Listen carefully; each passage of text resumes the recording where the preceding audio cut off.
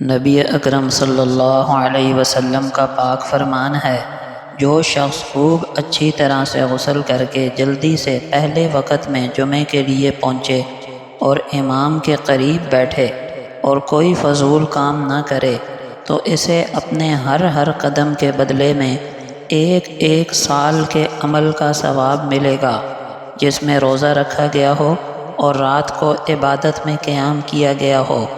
ایک روایت میں ہے کہ وہ پیدل چل کر گیا ہو، نہ کہ سوار ہو کر۔ جامع ترمذی۔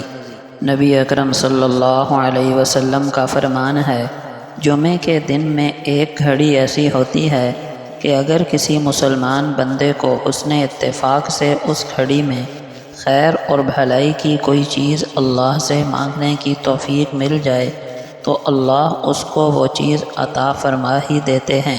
پھر آپ صلی اللہ علیہ وسلم نے اپنے ہاتھ کے اشارے سے اس گھڑی کے تھوڑے ہونے کا اشارہ کیا۔ صحیح مسلم۔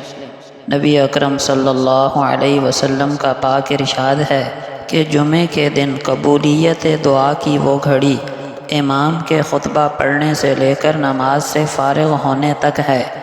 نبی اکرم صلی اللہ علیہ وسلم نے فرمایا، جمعہ کے دن میں ایک ساتھ ایسی ہے کہ اگر کوئی اللہ کا بندہ اس میں دعا مانگے اور سوال کرے تو اللہ تعالیٰ اسے وہ چیز جو دعا میں مانگی عطا فرما دیتے ہیں۔